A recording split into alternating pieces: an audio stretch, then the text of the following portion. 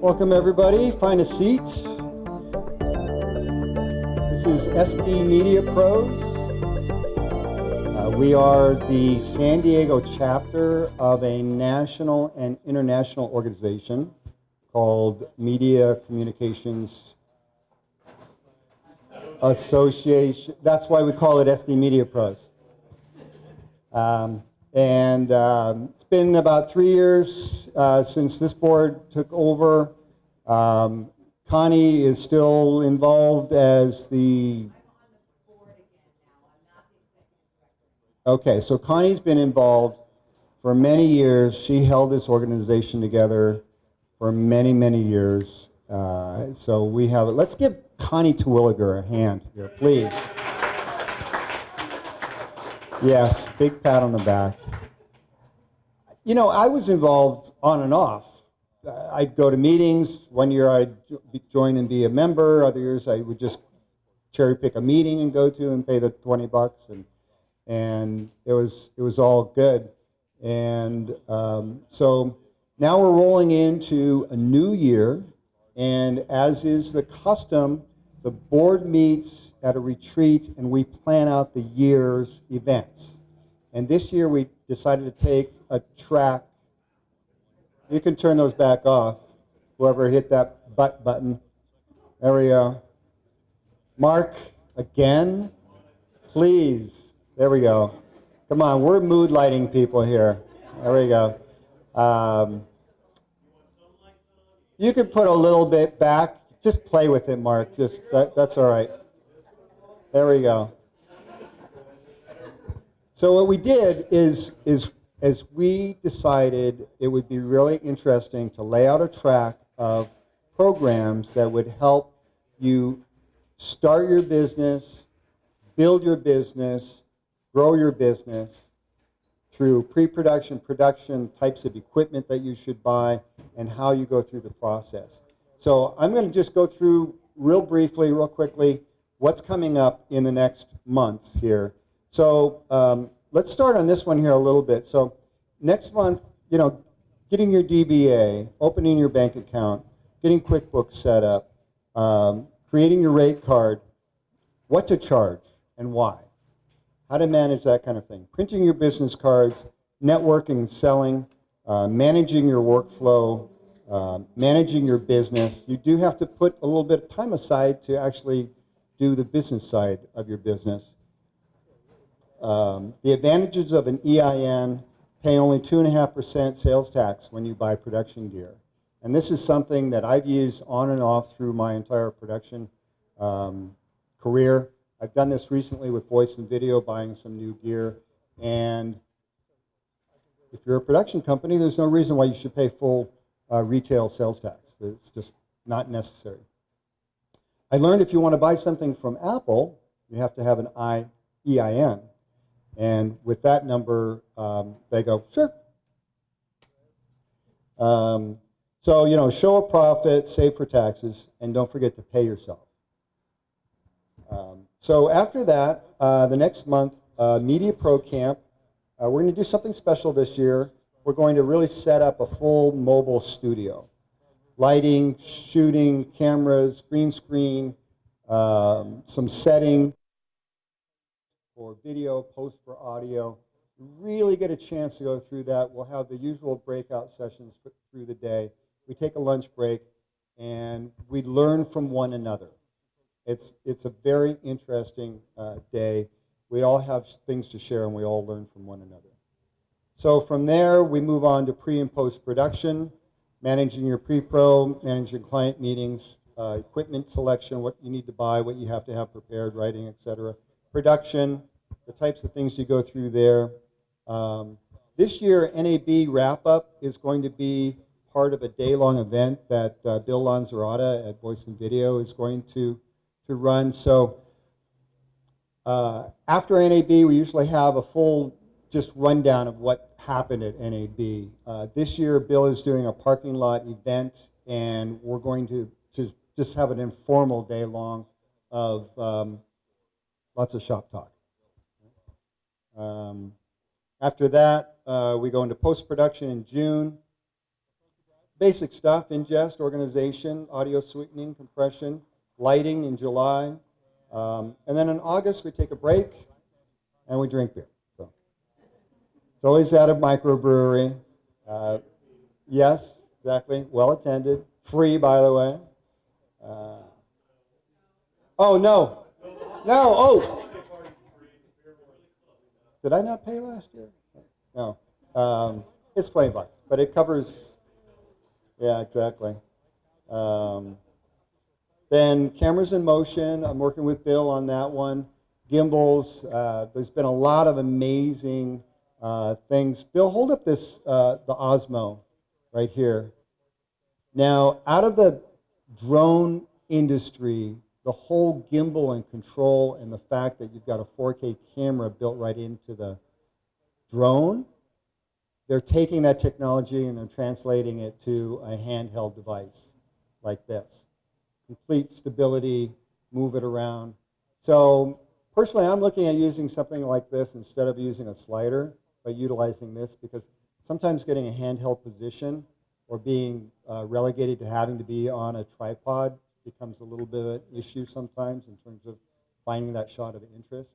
And that's where I'm interested in using that. Then audio gear, what to buy and why, whether you're doing location recording or putting together a studio, shotguns, voiceover, types of microphones for different purposes. In November, we have the showcase, and it's an opportunity for everybody to show off their work, which is always very popular. We've been having it now. It'll be, I'm sure we'll be back at Hazard Center again. So we rent out a studio, a theater, and put your work on the big screen. It's a lot of fun to see it on the big screen. Then we're prepared all the way into 2017 with audio post, soundscape. It's a point of creating a, not just recording your audio and laying down a soundtrack and maybe some sound effects, but creating a true soundtrack. And that's what soundscape really means. And that's a goal we should all be looking to achieve. Then writing and storyboard finishes the whole cycle out. Stay with us through this, and we're all going to be that much better by the end of that year. So that's what's coming up. Thank you. I want to give Bill Anserata, one of our key sponsors, a quick opportunity to say hi and let you all know what Voice and Video is doing these days. Bill Anserata. How's everyone doing tonight? Everyone got enough fruit, drinks? Yeah? Tonight, every event, I try to bring some new products that we've got in, some new technology that's out there. Tonight, I've got the new 360 video rig back there. It's the small little one. It's got the 6 GoPros attached to it. We've got everything from the 12 to 24 camera one. Has everyone seen the 360 videos online or on their phone? You like those?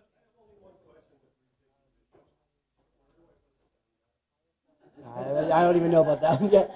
I'm still learning myself on those. There's a rig, so he's hanging from the ceiling. Actually, you need 6 cameras and you need 6 shotgun mics too at the same time. So you know.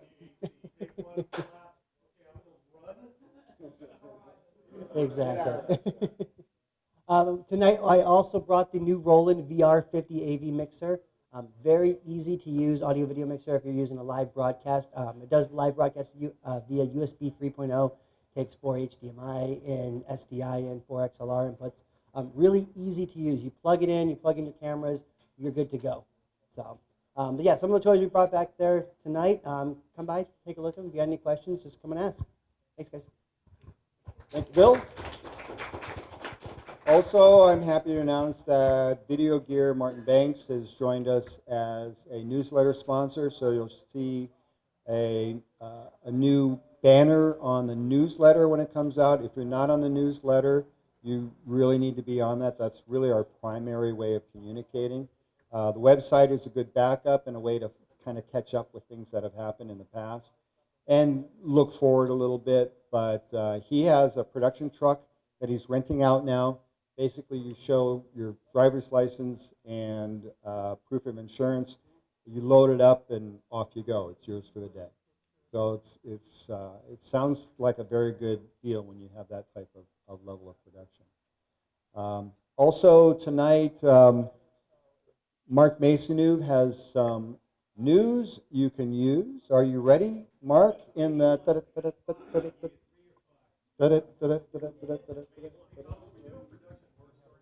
oh yes, we are. Yes. Oh no. All right, here we go. So I've got a few of these. I don't know how much time we have. I can run through them all, or I can run through one, two. What do you want them all? I'll give you a couple. Here we go.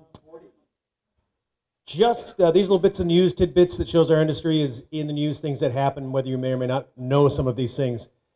Return of the King, Kodak, in the category of just let it go already. Kodak launched a Super 8 filmmaking revival at CES. I don't know if you're aware of that.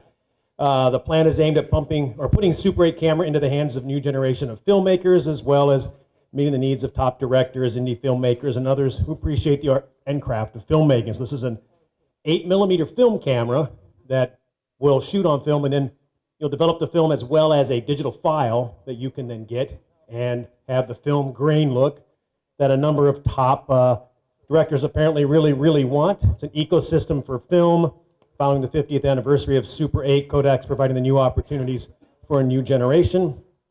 No word yet on Sony's announced 1-inch videotape revival efforts. We don't know if that's coming out on that. Zoom Q8 DSLR users have always lamented the lack of good audio on their cameras, but I don't recall the angst from audio recorders about the lack of good video on their recorders until now.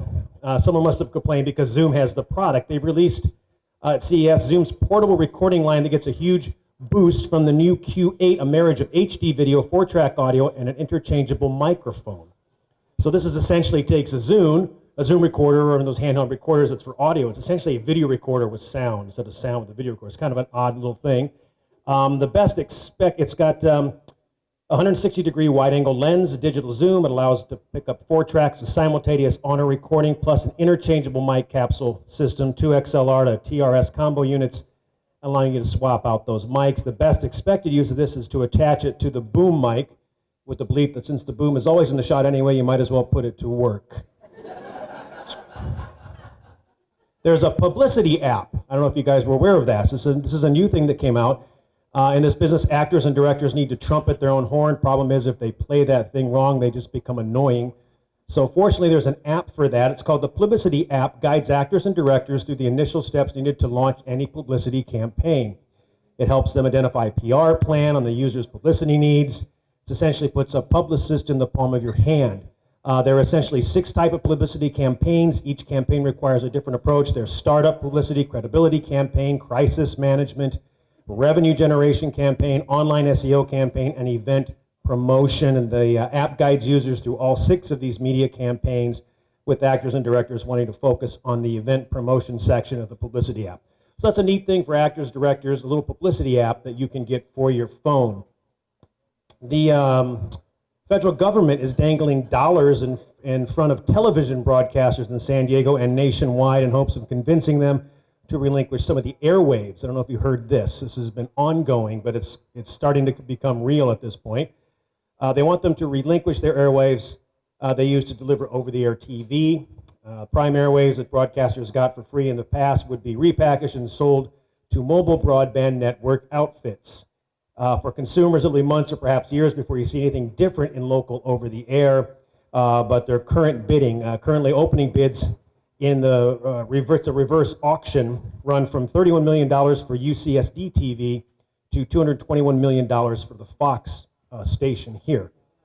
So in a nutshell, you'll one day be paying to watch stuff over the airways that right now cost you nothing to watch stuff over. So that's kind of where that's going. Gotta love capitalism. And then last month, drones, the AA reported 241 near collisions between pilots and drones, with over 1/3 of them involving commercial jets. Near collision is defined as 2 aircraft flying within 500 feet of one another. In 51 of these cases, the reported distance was 50 feet or less. Over half of these were in the New York, LA area, but San Diego had 14 such incidents. So be able to fly classy, San Diego, because it's a little tricky out there with drones that are starting to hit the airways, but got to be careful with those. So that's just news you can use. Thank you, Mark. Marcus.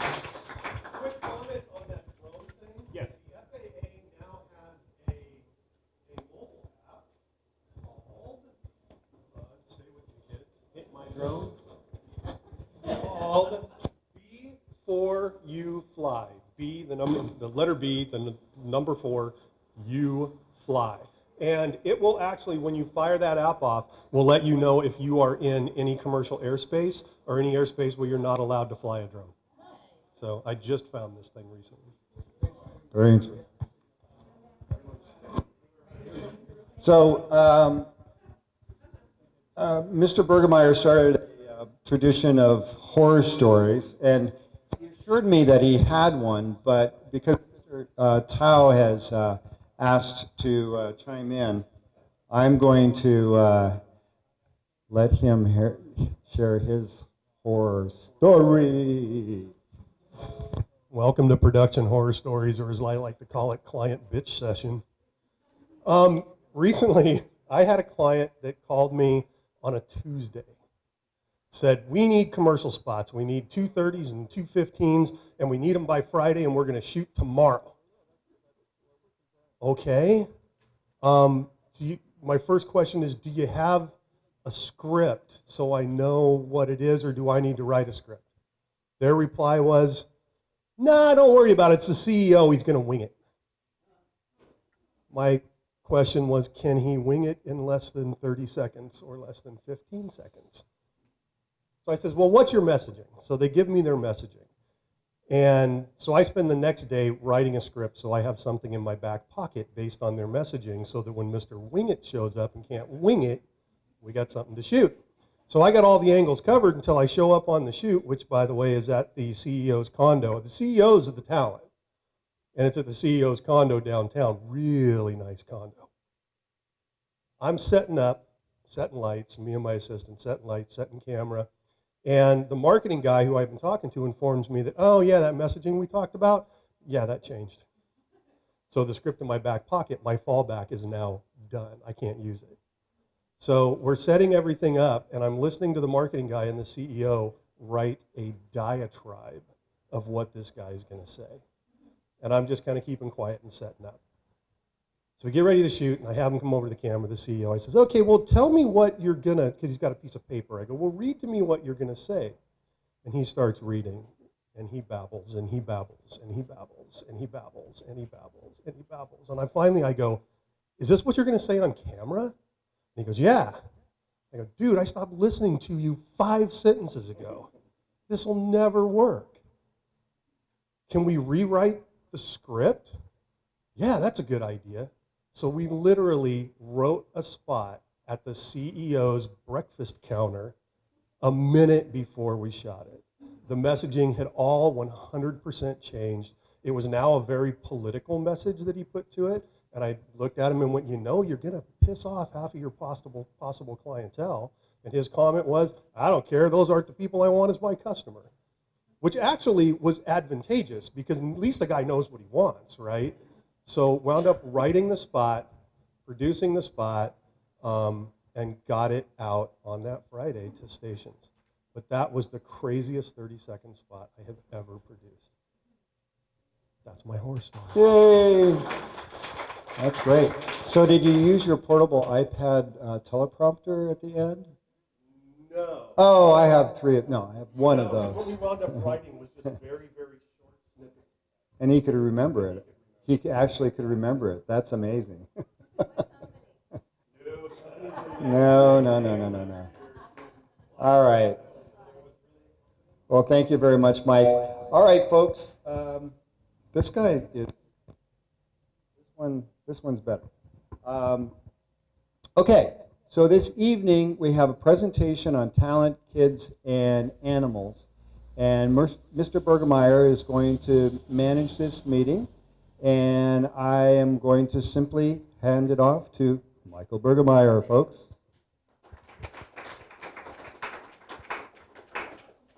First off, I want to say thank you to Jen and Vision Pulse for hosting our meeting.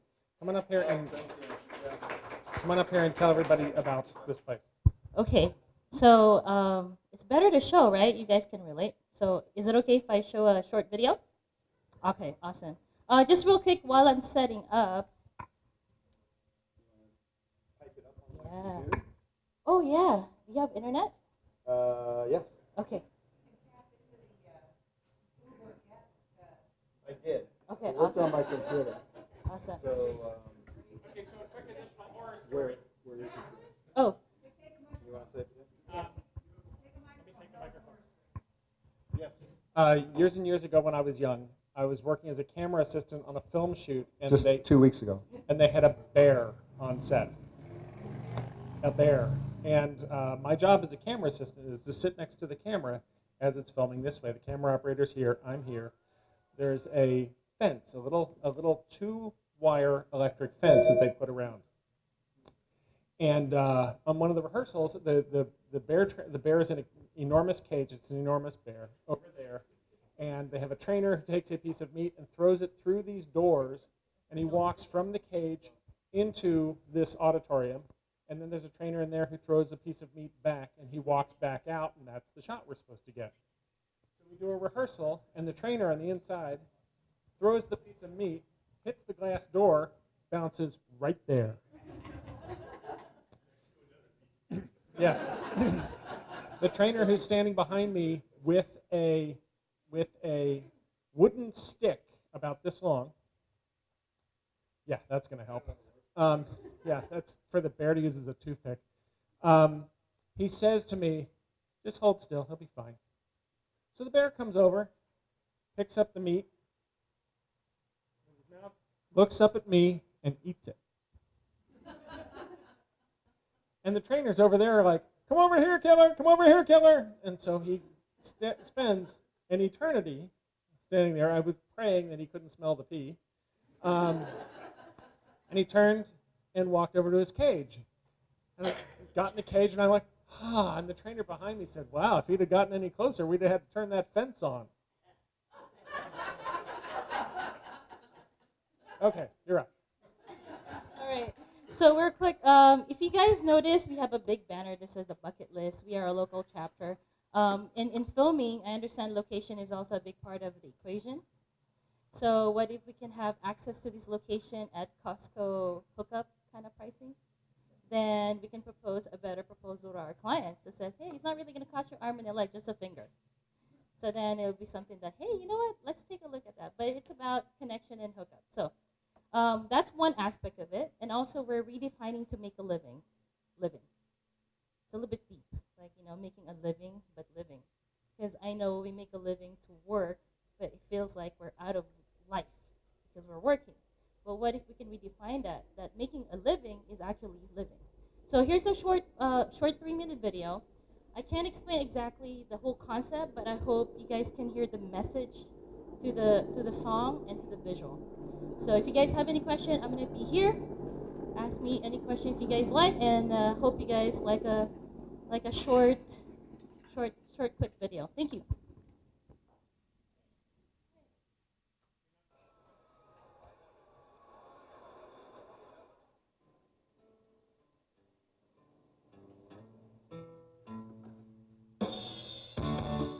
No alarm clocks, no traffic jams. I was gonna sing for you guys.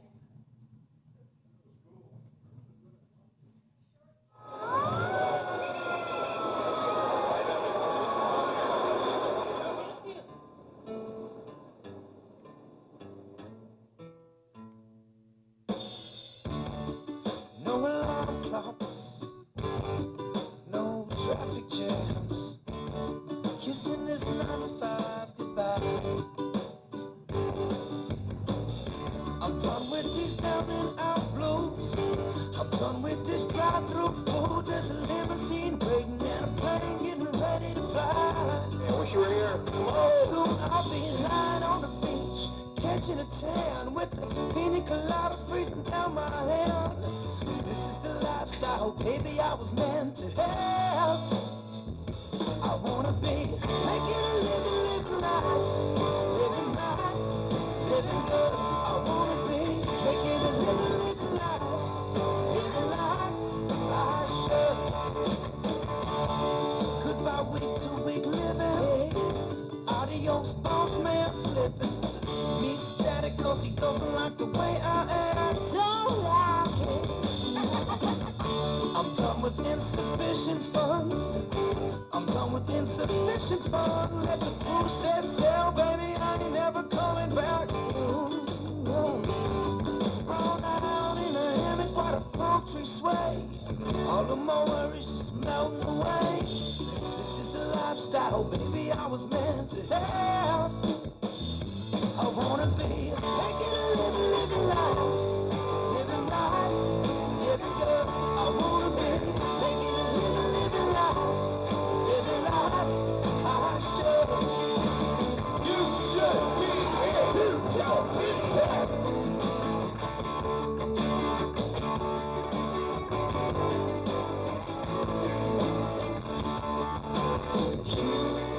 You should be here. Oh, you should be here. You. Ooh. Okay, you guys give the concept. So, hello. Okay. Hello. Okay. So just to give you guys a heads up of pricing, because pricing is about. Anybody familiar with Park 55 on San Francisco downtown? It's a hotel. So we're going to be going to we're going to be going to San Francisco trip. It's a 4 days, 3 nights at Park 55 with the winery tour with hop on bus, all that good stuff for $289 a person. And that's at Park 55 is like a night is $300 downtown. So I wish Eddie Lane was here because he has a program project. It's called Filmcation. So filming on a set, on location, but also having a vacation. So that's why it's called Filmcation. So why not have work and play happen at the same time? But of course, preparation happens before, and then you have your post-production after. So it just makes sense. So, I mean, I'm sure you have plenty of clients that want maybe Paris as a background. You know, any videos or commercial or any business concept that we need to promote. So that's just an idea. If you guys want information, let me know. Aside from that, that's what we do. We show the world more at affordable prices and experience life better. Thank you.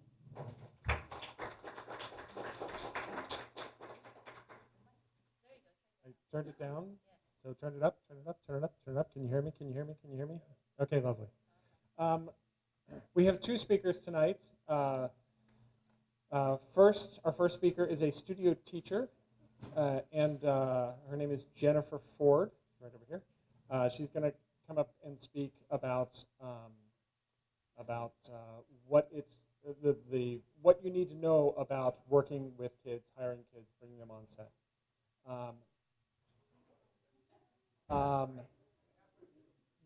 I want her to talk about the teaching aspect of it, not the legal aspect of working with kids. Because we're not a legal, because I'm not a lawyer, because we're not lawyers, none of this should be considered legal advice. We have a number of links that we're going to put on the website. One of those is the employment of minors in the entertainment industry, the Blue Book. There's a PDF of it on the web, and there'll be a link on the website in the wrap-up and in the email. But this is the summary of everything you could possibly need to know about hiring kids. Jen also has a couple handouts here that we will make available to you, and also I'll scan them and put them on the website as well. But they are basically summaries of that. Also, one of the things that's really cool, Jen on her business card has a list of hours that you can have a kid on set, because there are rules with that. And that's the primary concern with producers generally with having kids on set. So without any further ado, Jennifer, come on up.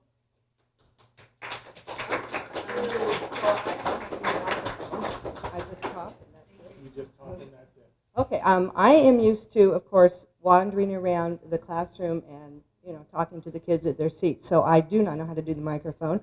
I'm not sure how it's going to go with my notes. So I think I'm going to stand here.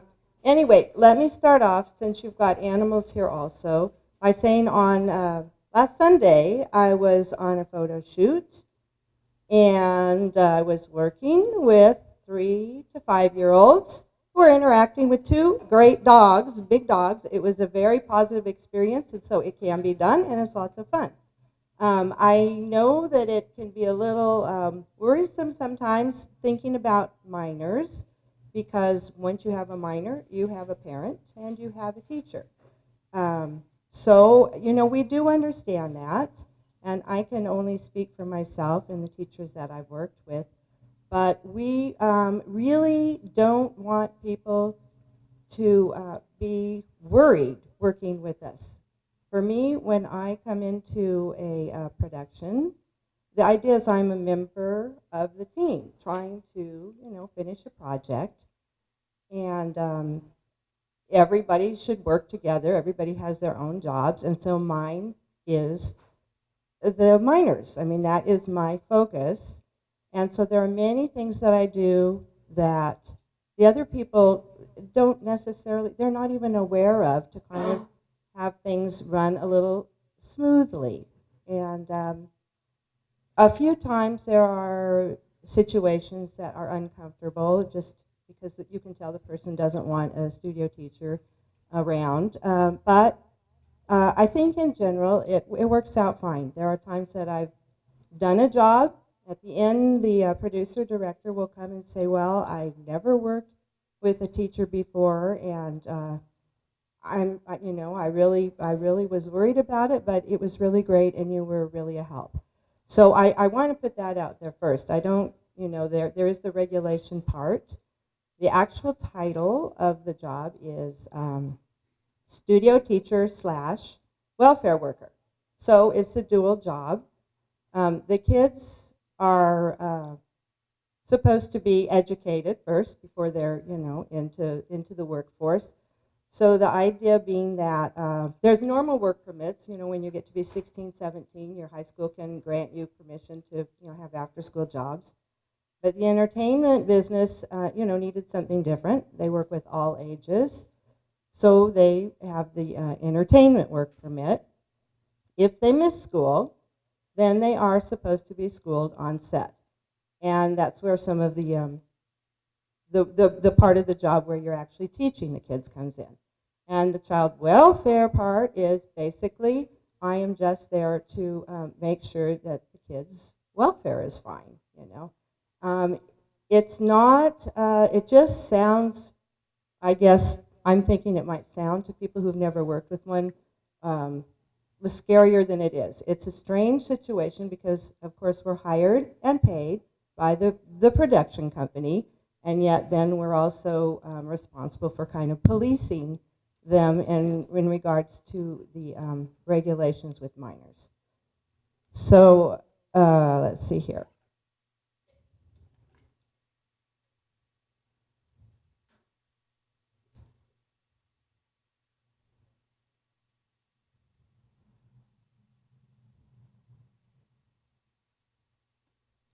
Okay, so generally speaking, I'm not going to go over specific laws, like you're saying, legally so much, but the main ideas are there. And of course, all those laws are on the internet, but what I would say is, if you are working with a studio teacher, then that's part of the process. You don't, necessarily have to be totally knowing what you're doing. You're kind of covered by saying that you have a studio teacher there. I mean, I'm thinking it's a way, kind of like insurance. If something were to happen, I think their questions are going to be, well, did the kids have a valid work permit, and who was the studio teacher? I think it's just, covering for you. And so if you're thinking about hiring minors, I think you can, I don't mind giving free, upfront kinds of answers to questions, when you're trying to schedule how you're going to be doing it and what you're doing with the kids. I have people sometimes calling me and asking me, and there's not a job at the end of it, but we are there to help. I don't remember all the rules myself either. I go back into my booklet and look at it and check it out. And there's gray areas, and we kind of talk. The other teachers and myself will, call each other and say, well, what do you think about this? What do you think about that? So, so that's the legality, in general. Let's see. One thing, though, that I think a lot of people are unaware of is that if you work with minors, you are supposed to have a permit to employ minors. And the studio teacher never checks that or verifies that or asks about it. But if people are calling me asking, what do you do about working with kids? They've never done it before. That is something I advise them about. So that is very easy to do. It's free. The application gets turned in with a copy of your workers' comp. And so that's really what it is about, making sure that you have the insurance for workers' comp. And it's good forever as long as the policy is in effect. So that is one thing I think a lot of people aren't aware of, which comes before you even, have the kids. Well, it's a one-time thing. Yes, it's a one-time thing forever. But if your insurance lapse, or you somehow the company changes somehow, then you would have to reapply. Yeah. Mm-hmm.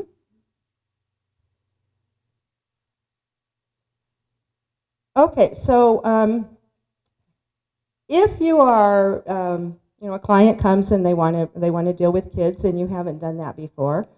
Like I said before, I think it's perfectly fine if you, look up a studio teacher and call and run by some things or ask some questions about it. At the time when you're sure that you're ready to hire somebody, the information that is really important for the teacher is the number of kids and their ages. So that has a lot to do with the teacher being prepared to help out on set too. Of course, you're going to tell them the normal stuff, your time, the location, that kind of a thing. But for the kids, let's just say it's different between whether it's a school day or it's not a school day. So there are things that production people can do to help. When they are contacting the parents of the kids, it would be very helpful to remind them that they need to bring a valid work permit with them. I have to say, it's a lot easier nowadays with everybody's smartphones and all kinds of stuff, but we do need to see the valid work permit, and so that is just a hassle to have to deal with that when they say, oh yeah, I forgot it. And the other thing is, if it's a school day, to make sure that you explain to them that the child needs to come with 3 hours worth of schoolwork. Okay? And so we need to know the ages of the kids because we come prepared. You would not believe parents who kind of try and hide the child away, say, oh, they don't need to do schoolwork, they don't have schoolwork. They're all done with everything, we did the homework ahead of time. So, we give them stuff to do. Now, the 3 hours I know seems crazy, and that only applies if you have them on the set that long of a time anyway. So that gets into some of the age differences about how long the kids can be on the set according to their age, right? The younger ones can only be there a certain amount of time, and then as you get older, the time gets longer. Let's see. If you think about the school days, if they go to school first and then come to work for you, you trade 6 hours of a school day for 3 hours on set. So when you're saying that they have to have 3 hours of schooling on set, it's because they're adding all those hours of working in addition. And they figure, though, you can't expect kids to go through a full 6 hours at school and then come to a set and do a bunch of work. But so long as you're not using the kids for, a long period of time, then you're not going to have to worry about the schooling, and you don't have to worry about that. But that's where it gets kind of complicated. So, again, that gets into more of the laws. And so once the studio teachers realize the age group that you're working with, they can be very helpful in just explaining to you how you need to schedule it, and if you do need to bring the kids in early, if they are going to need to have schooling with what you're planning, and all of that goes with it.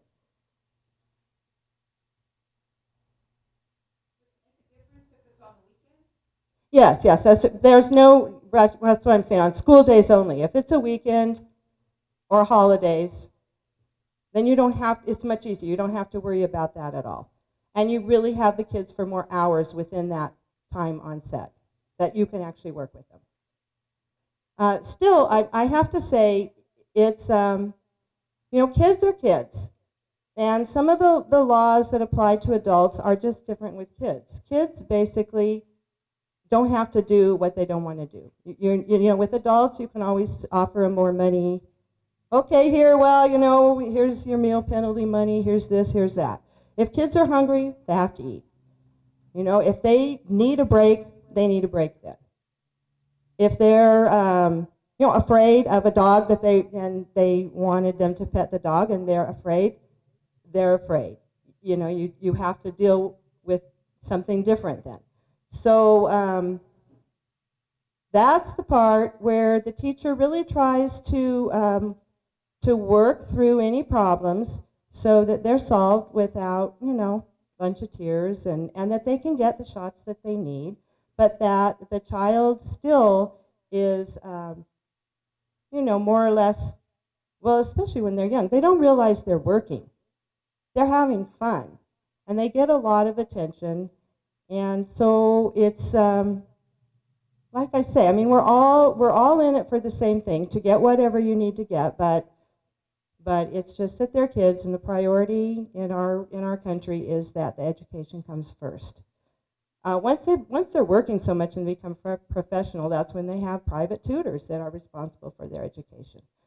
But with what you guys are doing, that's just information to let you know what's out there. A lot of times you don't need the kids a whole day, and then you don't have to worry about the schooling, and definitely, like we said, if it's not a school day, then that doesn't apply. Let's see here. You mentioned something about the Coogan account somewhere that I read, and the Coogan account, the teachers don't really have anything to do with. I just know that. I believe that the production companies I work with in general, they don't even have the kids, they don't hire the kids unless there's a Coogan account. It's just a hassle for them with the payroll, because that's the one where you have to, 15% has to go into an account that the parents cannot access, right, and hold it for when the kid's older. So the studio teacher doesn't deal with that. They deal with the work permits, and they don't get involved with any of the money. But I know that I think you have to, from when the child actually works, the Coogan account has to be opened within a week, and the payroll, it can hold up the payroll a little bit because they can't give the payment until there's that account opened up. So I don't know, what else I can say about that. Okay, let's see. So as far as general rules that are good to know for hiring kids is that you need a studio teacher ratio. In general, one teacher for 10 kids or less if it is a school day. If it's a holiday, a weekend, then you can have one studio teacher with 20 kids, which makes sense. Most people don't really want to work with babies because when you get into small babies, you have to have the parent, the teacher, and a nurse. And of course, there's no schooling and all that with the younger kids, but they still have their limits as far as being on set and how much of that time they can actually be working, as opposed to playing around and all of that other stuff. They're recess, so to speak.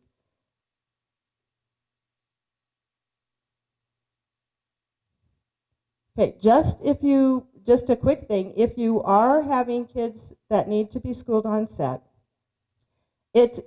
there's very minimal that you really need to provide, but you're just going to have a spot that you're going to, tell the teacher this is what, we've set up for where you're going to do school with the kids. It can just be a table and chairs.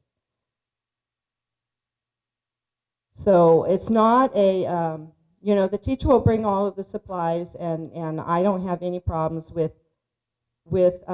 putting in time really easily. If the child has a book to read, then we can, what I feel like is sometimes when I work is that the directors are concerned that once they go to school, then you're not going to be able to, see them for 3 hours, and it's not like that. If there's, when you're changing the cameras, the lights, or whatever, let me tell you, it always takes longer than you think.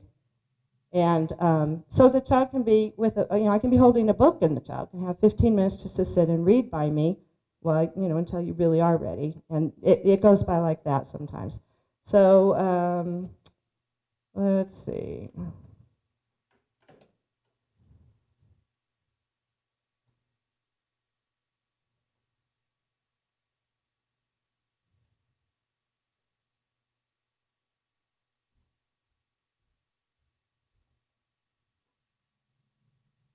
I'm going to interject.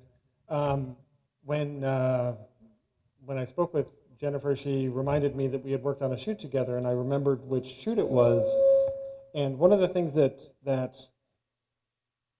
I didn't think about was that when you have a kid who has 3 hours of schoolwork to get done, it doesn't have to be contiguous at all. When we were doing that shoot, we would send word in and say, hey, we need the kids, and the kids would be there almost immediately. And then when we got the shot done, she would take them back and put them back in school. And it was a very efficient use of time, and it didn't slow our production day down. One of my biggest concerns going into that was I don't know how much time to add on to the production day because of having school. So can you talk to that a little bit? Well, I think that was the idea is if you get in a situation where you do have to have the 3 hours of schooling, when you're even worrying about the scheduling of it, talk to the teacher, because there's a lot of suggestions to make that happen, in a way that, well, like you say. But you can, depending on when you want them to start, maybe they can come in actually an hour early, where you don't even need the crew to be there yet necessarily, but they're going to have, a spot for you, and, then we're just doing the schooling, and then the people are setting things up and all of that. And they can only have a half-hour lunch, and so if you end up having extra lunch time, then that other, if it's an hour lunch, then that half hour after lunch for them counts as a half-hour school time, et cetera, et cetera.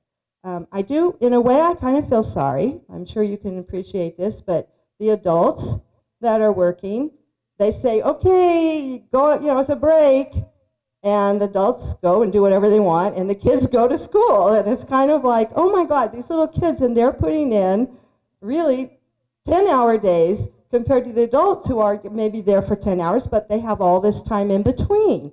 So it's really, it's something that you need to appreciate, I guess, is that they really are kids, and we're expecting a lot of them, but they're fun to work with usually. It's kind of, I think, animals too with kids. Things are maybe a little more unpredictable, but they can be a lot of fun. They're very funny. So a lot of the kids are very professional. And I really don't think you should be afraid of it. But the studio teachers are there again to make things run smoothly for everybody. And if I see something and I have a suggestion for it, I'll just quietly say something to somebody at appropriate time. Well, maybe this or that, and it's a lot of times they're really happy to hear that idea, and I just stay in the background. But where the kids can see me, now you can tell with a ratio of, 10 to 1 or 20 to 1. Sometimes you have kids in different areas, and so then I'm just kind of wandering around back and forth checking on them. And I also feel like I can be sort of a help with parents, because the parents can be pretty annoying. But, you know, and that is, but there's the benefit with a lot of the people that are working with kids on set is they're parents themselves. So it's like if you have your own kids, you know, you understand there how kids are and how they take things.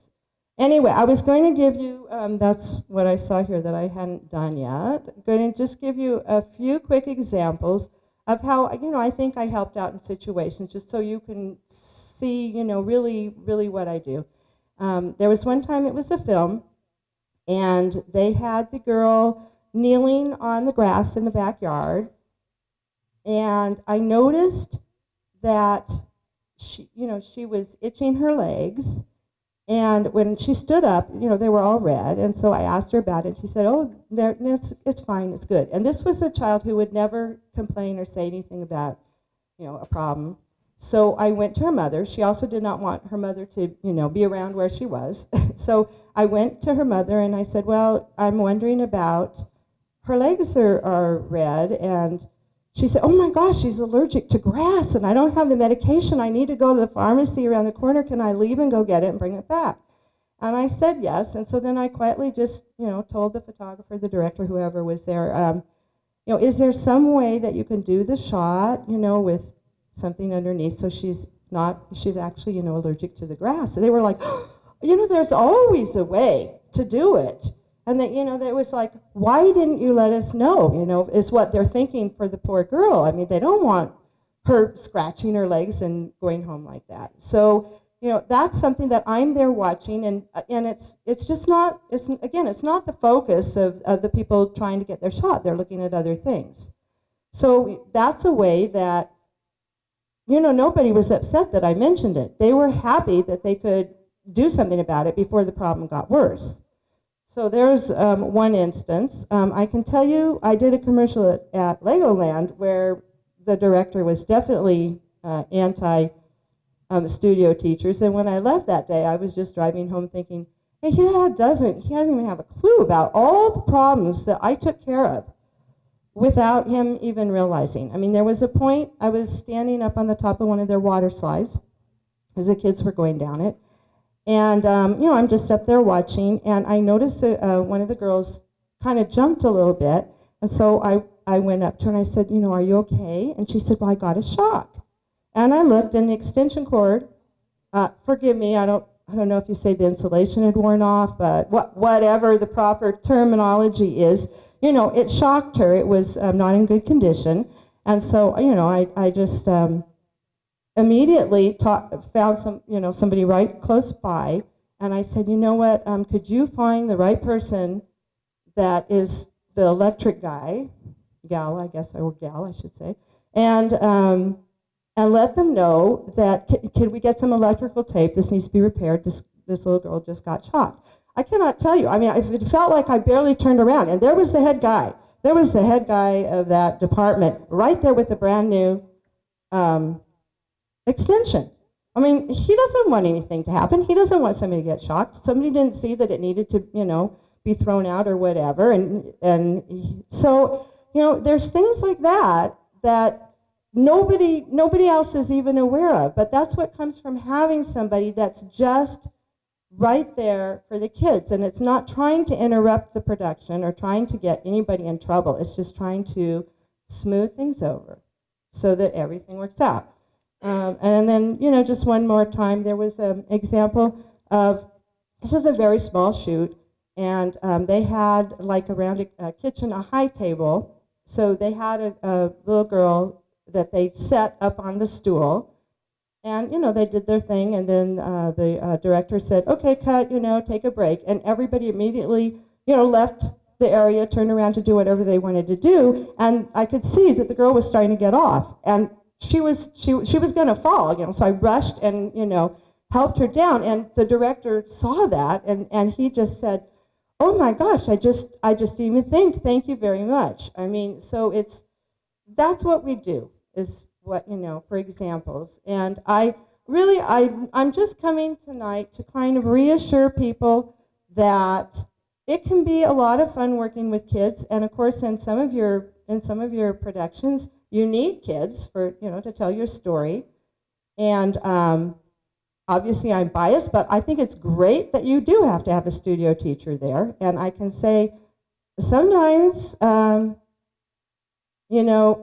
I don't know. I've have people like a PA or somebody will come and say, oh, we already checked with the parents and they said it's okay if they stay all this time, no problem.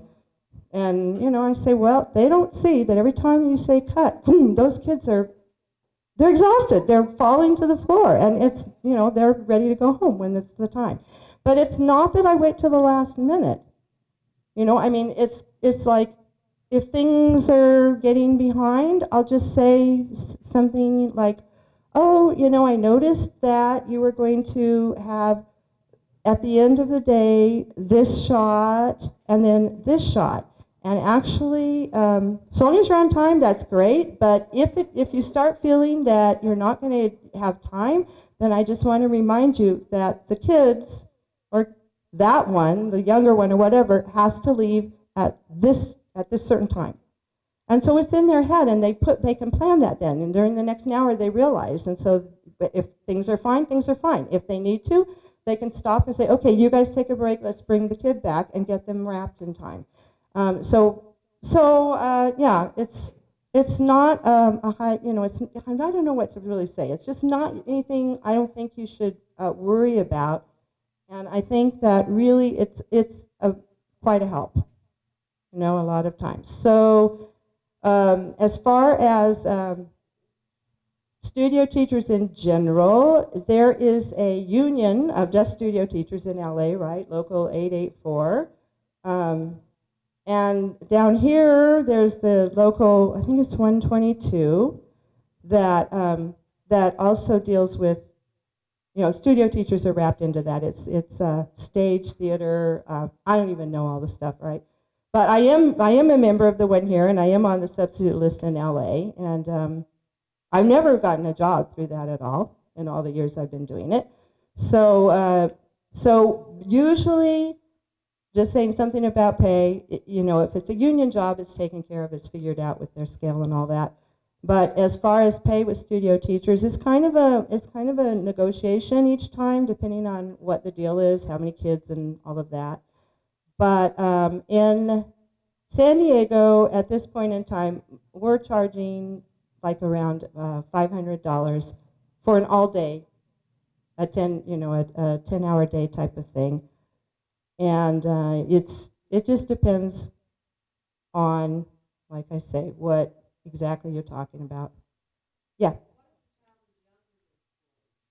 Right. Well, you can have babies from 2 weeks on. And so, for an example, like if you were to have kids don't have to be schooled until they're in first grade. Even kindergarten doesn't have to be. But before that, it's then their downtime, the teachers have activities.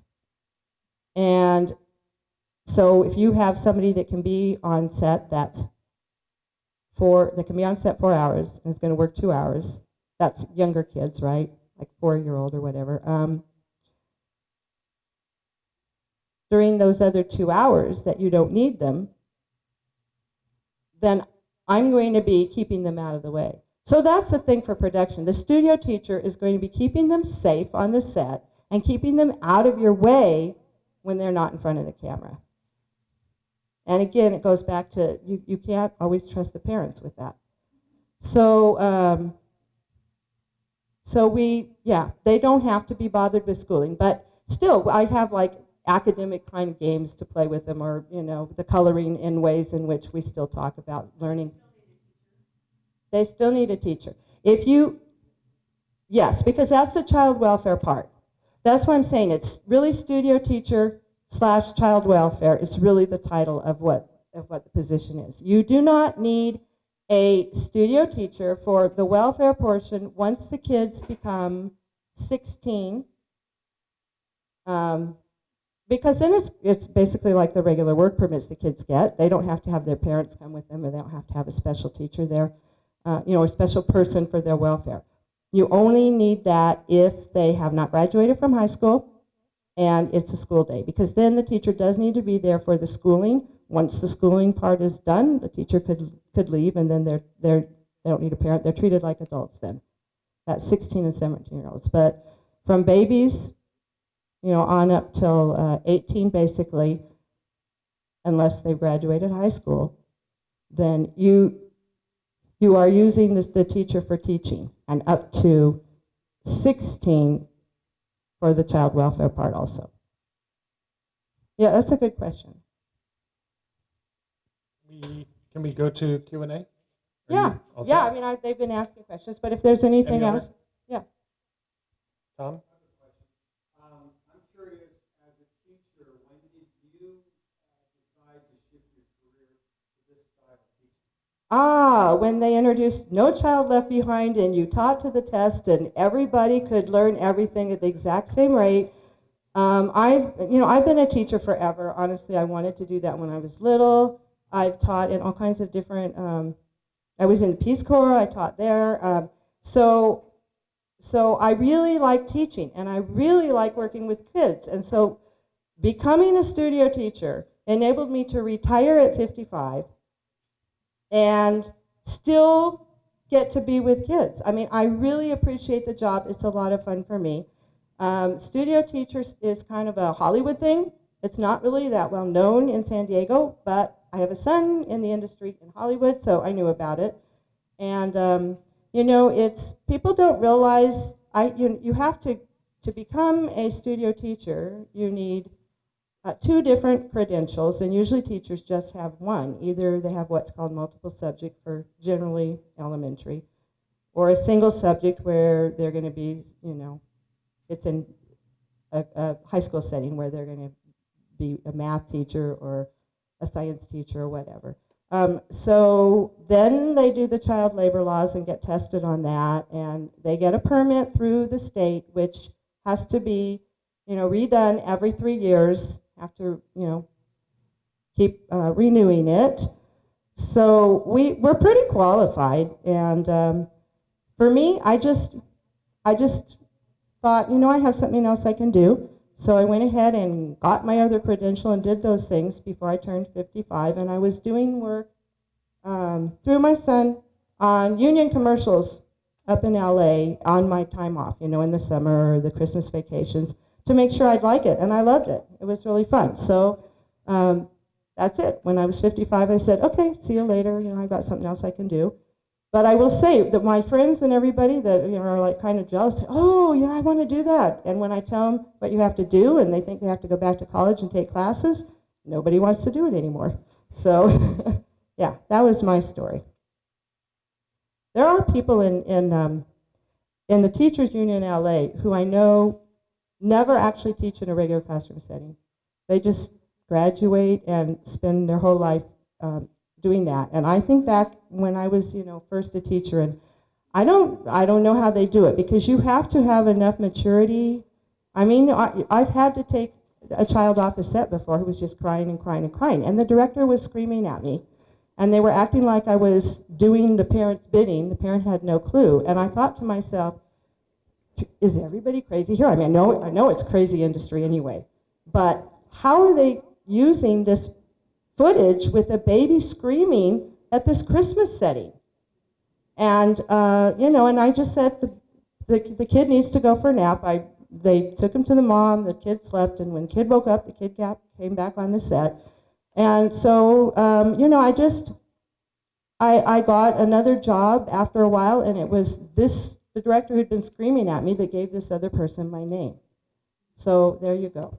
Who knows, right? I've got what I would call a 3-part question. One, starting off, is what is the jurisdiction? Is this a state jurisdiction? And do you have to get what the local school district has to say? Then are you licensed in some way? Well, yeah, okay. And then third is the fact that you're on the set. Does the producer not need to worry about the details of the law, that you're able to sort of guide them through that and make sure everything's complied with? Okay, that's the problem with three-part questions. The first part, I remember what it was. What was the What first was the question? jurisdiction? Oh, yeah. Okay. The thing about studio teachers is it's a state deal. And California is stricter about it than a lot of other states. So people with productions that are a little bit iffy will go, say, to Arizona and film, or a state where there's not these requirements, because it's a pain to have to deal with the regulations that we have in California. I mean, businesses in general say that. So if a child from California is going out of state to work, they need a California credentialed studio teacher there. They can't just use a studio teacher or a regular teacher. I mean, some people just pull a teacher from, that doesn't know anything and say, oh yeah, we need a teacher here, and they're not certified to do that. So yes, we have a permit through the state that we have to renew every 3 years to say that we are kept up with the changes and that we know what we're doing. And we're trained for it. And the last part was?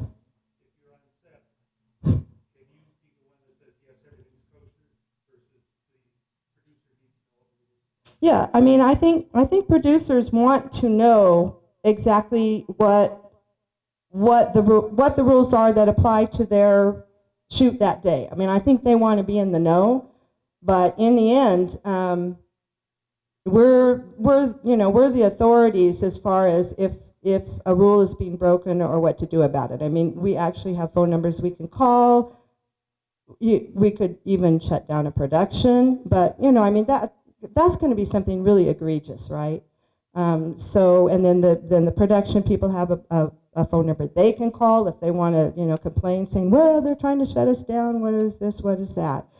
I think that one thing where the helicopter, the person was running to the helicopter and with a kid.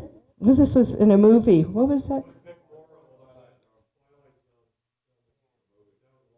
Yeah, a long time ago, but that kind of strengthened the whole thing. So yeah, so that's what it is. It's a California thing.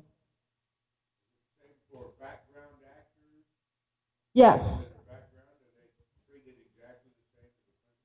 You know what, they are, but that's the quick answer. The thing is you can have background like where you're just filling a stadium, and they're really not under the control of the director.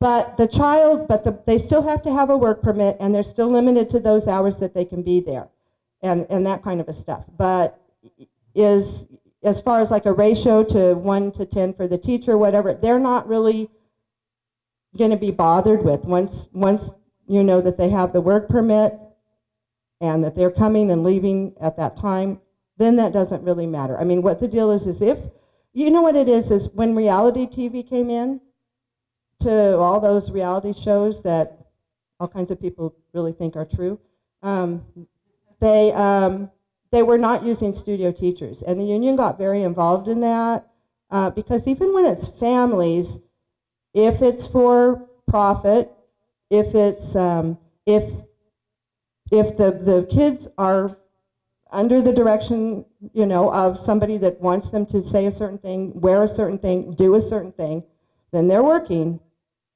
So it does also apply to background, unless, like I say, you're doing a huge thing where your background is not really under any indirection, except for that they're sitting in bleachers for a few hours pretending they're watching a soccer game or something.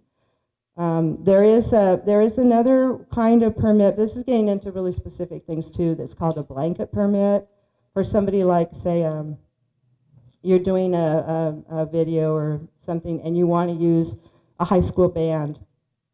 And so rather than have every single kid have to go get their permit and go through all of that, they arrange for a blanket permit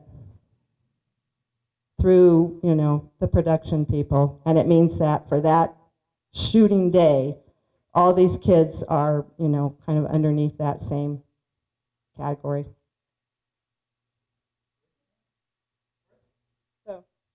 So I just, in the end, I just hope that you're willing to go out there and use kids and have a fun time with it. Good, thank you very much, Jennifer Ford. You brought business cards, right? Yeah. Okay, you can put them right over on the table there. If you want to get her contact information, please grab it on the way out. Next up is Gloria Winship. And Shane and Star Baby. Hi, everybody. Can you put on our website there? You know, we'll have to announce it. Yeah, maybe. Let me work on that. I'll let him start. I'm always behind the camera. I'm never in front of the camera. He's the actor in the family, so I'll let Shane tell you everything. Well, this is Gloria, of course, my wife of 34 years. We have our animal actors, and we have our company, and we enjoy it so much. We have heard a lot, though, about people like, productions like, oh, we'd like an animal in this, but, oh, how much is it going to cost? What do we need to do? It's a situation to where it's not that much. We only use top trainers. That's why we have been so successful. We have trainers from here to Miami, from here to New York, Atlanta, Orlando, Texas, you name it. We know people, and we know enough people to boast to brag that we can get any animal allowed in the United States, and we know someone that has it. And that has worked for us so much. We only deal with professionals. When it comes to lions and tigers and bears, oh my, you better be ready to have a professional on set. And then they're like, oh, well, that costs so much. Well, some do, some don't. The thing about it is, though, is not only are you paying for that animal to come in, do the action, and hey, wow, hey, what else is on the list for today? The animals are done. You see, that's what we want. We want to be able to, we want to have that storyboard ahead of time. We want to have the location. We need to know how many trainers there are going to be on set that day. We need to know a lot of things up front. That's why we always ask 50 questions. And then from those 50 questions, we can really determine, what is it going to take? 2 cameras to get this shot? Is it a situation to where, hey, perhaps maybe we should shoot the little one and then shoot the dog next to it if the child is afraid of animals? But what we always try to do when we get on set is whoever is going to be associating with the animals, no matter what they are, is to have those people, have the director give us 15 minutes, give us 20 minutes. Sometimes it requires a day or two in advance, like if it's for riding horses. Now, every actor I know can ride a horse. Every actor can ride a horse, but in all honesty, 99% of them cannot ride a horse. And that's where we come in. Holding onto the horn on the saddle is not riding a horse. That's right. Now we've been told. So anyway, it's not difficult, and then we married the two. Like, we already had our teacher come up and talk about the children, and we have always heard in this business, from directors, there's one thing I don't want to work with. That's children and animals. Well, sometimes children and animals can be a lot better than that actor who's living up in Hollywood who has his, well, I can't go on set yet. I'm sweaty. I must have a shower, but here's... That happened with Tom Cruise. Now, let's not call names. 500 insects on set, and he had to go take a bath. But what we do mainly, we don't have all these animals at home. If we did, I'd be skinnier than I am now. We just have our farm animals and whatnot, but we are very fortunate to have some of the best trainers in the nation and dogs that talk. But what we do is we're sort of like a extras casting only for animals. Or a marketing agency for animals. And we have offices from New York to LA, Miami, Atlanta, New Orleans. I already said that. But that's okay. Actually, we're both from Mobile, Alabama. But we've been out here in California now for going on 13 years. Yeah.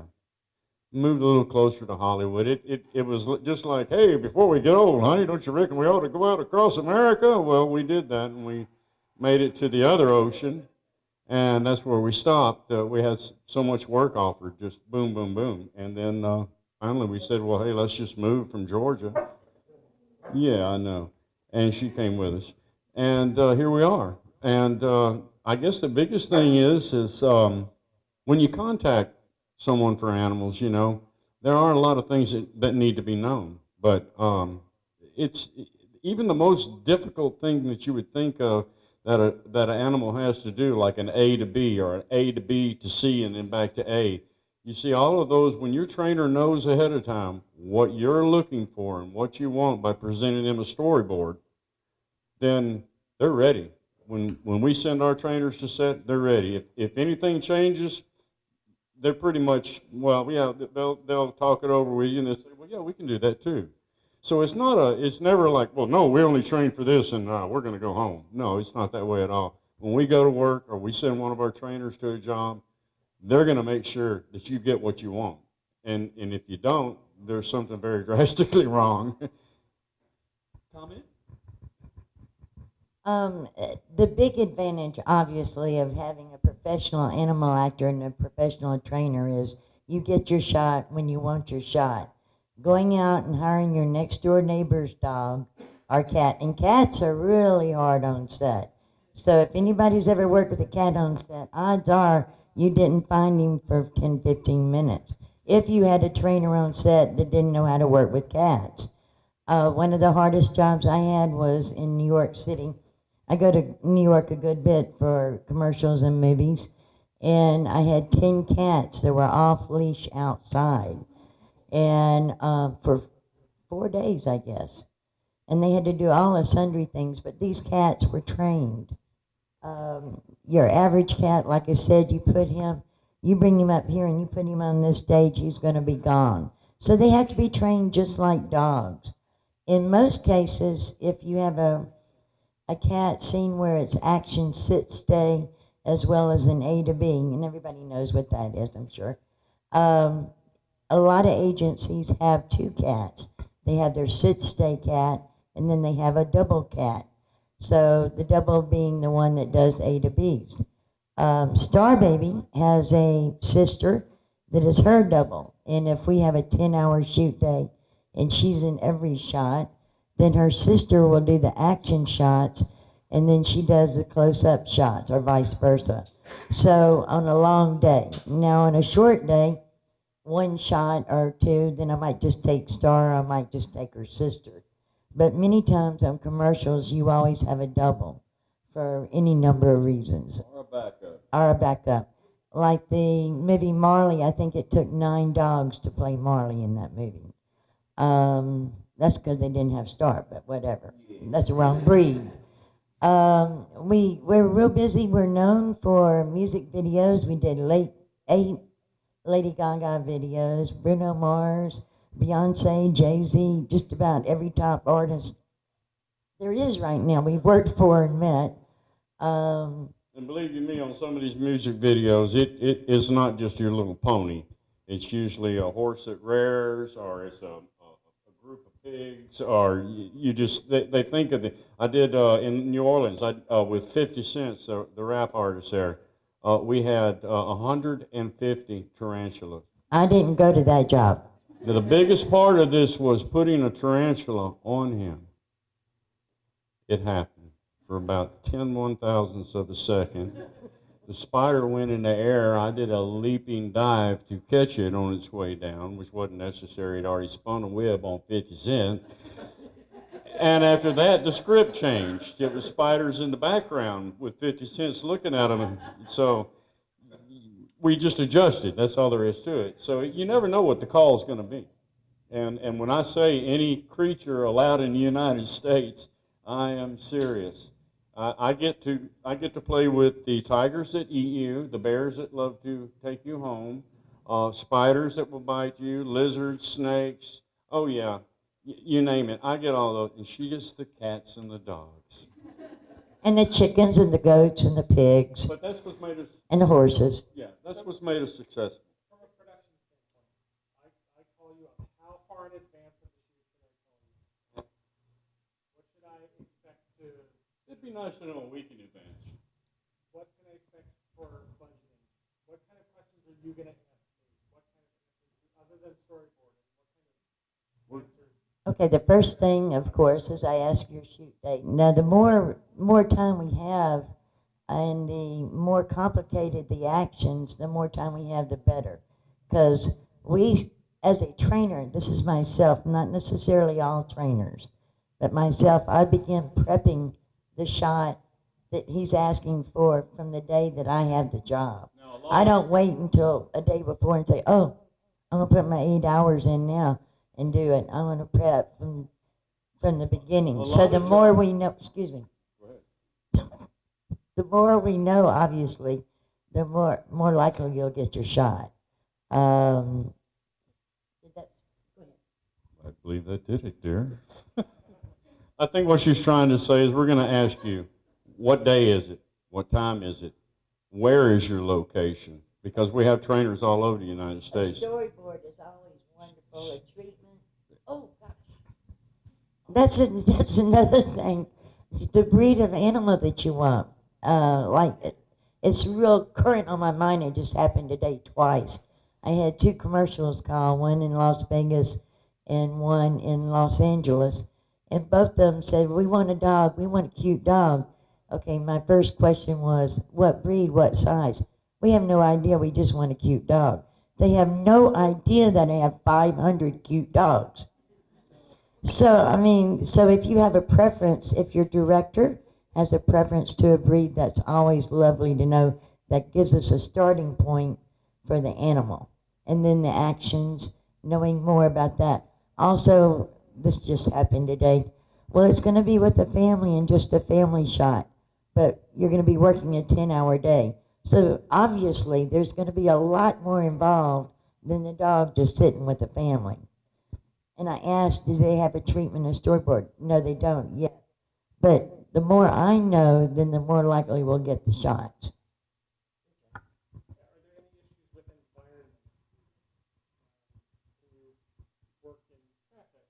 Well, yeah, no. You see, that's what we try to do. You know, if it's a movie or a commercial that's being filmed or videoed, then it's all about the safety of the animal. And there's different camera angles that you can take where that car will run right by that animal 5 feet away, but it looks like it ran over it. And we've done that in several films. We just did Keanu Reeves in New York. And they had a... Obviously, you always have a PA stop the traffic and that sort of thing for safety reasons. City work is kind of tough, and it calls for lockup a lot of times. But then again, you know, you don't want to, usually a production, if there's going to be a vehicle that's going to be seen on the film, usually, you know, it's going to be one of their guys driving the car, and we get with them, we let them know what to do. Sometimes it's a stunt guy, so he knows what to do.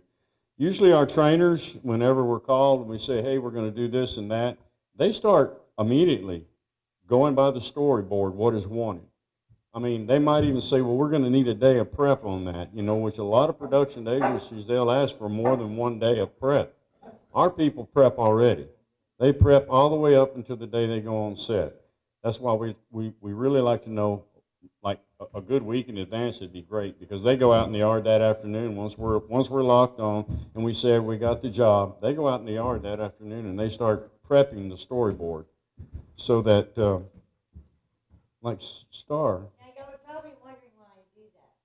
The director or the photographer is like, can she move over just a little left? Can she move over just a little right? We call that a scooch. We call that a stooge. And all my dogs can do that. And hey, we once had a duck. We used to do We done Aflac. we did one of the first Aflac commercials, and we had a duck that actually knew camera left and camera right. Scooch left and scooch right. So nothing's any worse than you got your actor, actress, and kids, and then they say, well, we want them to scooch. Well, if the dog's not trained, it's just going to get up and walk around. Well, I guess everybody's... They're holding up time. I don't know if everybody watched the Super Bowl this year. I got to watch my one game of the year, and that was it, the Super Bowl. But did you notice how many commercials had animals in it? Even last year for the big Doritos thing, you know, the little pug that runs through knocks the door down on the guy. All of these commercials, you know, it's done by a storyboard. And when we get that storyboard, you would not believe the stuff we have at home and our trainers have at home to actually go out and simulate what they're going to want on set. And it just works for us. We only use the best, and we only use the best of animals. All our animals are healthy. We have lions and tigers and bears in New York, Miami, LA. Oh, never mind, I'm sorry. But they know we're in LA. But what I'm trying to say is animals are everywhere, and it's best to always go with a professional animal for the job, and more importantly, a professional trainer.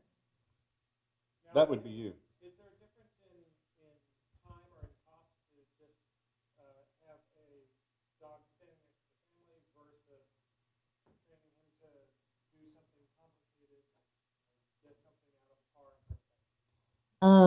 That would consider, you would have prep in that respect. I just did a commercial for CVS, and it'll be coming out in the next 2 or 3 weeks. It's one of the hardest jobs that Star and I ever had to do. She had to be inside the car in the front seat on a camera car. I was outside, fastened with the safety rope as we were traveling down the road half a day, and I was barking and she was rapping. So when you see a commercial for CVS, barking and rapping. Of course, they put words in her bark. But that particular job, my dogs have never been in the front seat of a car. And this was very difficult because she had to bark not once, but 1,000 times. Because we had to shoot at so many different angles, so many different ways, from the actress's viewpoint, from the dog's viewpoint, from the outside. So I had, 2 prep days prior to that. But instead of 2 days, I prepped, 6 days, an hour or 2 a day. I put an average of 5 miles a day. She would bark while we were sleeping. No. What I do, Shane had the truck, and we had her in the front seat, and I ran next to the truck with her barking. I lost 5 pounds. The thoughts that went through my head. But here I am running as fast as I can, right? Well, the day of the shoot, we'd done it for about 2 or 3 hours, and of course everybody was from New York and out of town, and it was real stressful. They were worried that it was real complicated for any dog to do. So about, hour into it, 2 hours, the director was on the camera car in front, yelled out to me in front of 100 crew members, "I love you, Gloria." And that was because Star was doing such a fantastic job. So it's always a compliment when the director yells out that, when you're hard at work.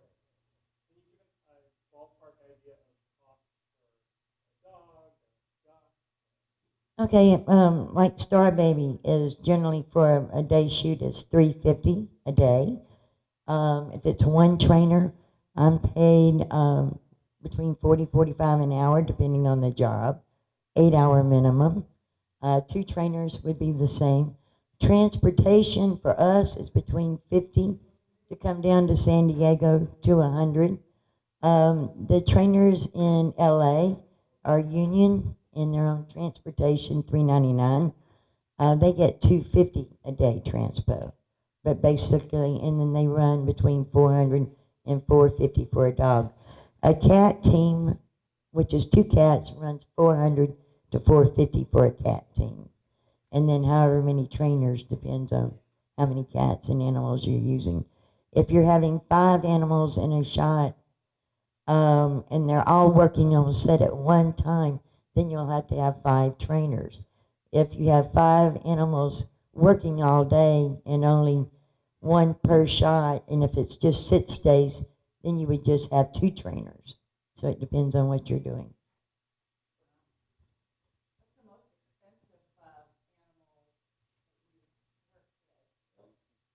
Elephant's up there. The hippopotamus is pretty much up there. General Ben ran $20,000 a day. No, he's no longer with us. He died of cancer. Cheetahs generally run $25,000 a day. Your exotics go way up. You know, your farm animals are like this. You know. I just had 26 animals on a series in New York for 2 weeks, and I had roaches, and they were $50. I had 26 animals, no, for 6. I had 26 animals from a kangaroo down to caterpillars, roaches. Why are you going to buy roaches in New York? I'm like, I- you going to buy roaches in New York? Oh, they got to be Madagascar. I said, no, go kick the garbage can. It's a handful, girl, but you can't do that. And then I had 3 snails. That was a trip. 3 That's hard, snails. But we do everything. We work with all animals, and we love it. Piranhas. Piranhas, I yeah. had a call for piranha the other day, and I Yeah. went, really? And But what we use are of course, we have pacus. copycat fish. Yeah, we have And those copycat. are He's a piranhas. pacu, and he has teeth like people. Yeah, They got beautiful pearly whites. pearly whites, and Amazing animal but they're world. vegetarians. But we love it. We enjoy it. We enjoy working with our trainers. That's like I said, we don't have 250 animals at home plus elephants. We just have farm animals. But every time we work with one of our trainers, we learn something new about it. When we work with the lions and tigers and bears, you see, that's Bruno Mars with a black leopard. Shane and I become the safety trainers. And my job is to make sure the director is protected. Shane's job is just to be dive in front of the mad tiger when it gets ready to do something. when Tiger Woods was back in the days when he was real popular, my job for a Tiger Woods commercial was to carry a shovel to keep the tiger from getting the director. So everywhere the director, not the director, DP went, I had to be with him with the shovel because it just made him feel safe. But Which, You feel more safe than a 100-pound woman with a shovel. which the she's taking my job because the shovel is usually my job. You know. So. and now what is it we call you, hon? I think it's called a certified turdologist. He knows every turd that exists. Nothing I can't Yes, ma'am. identify.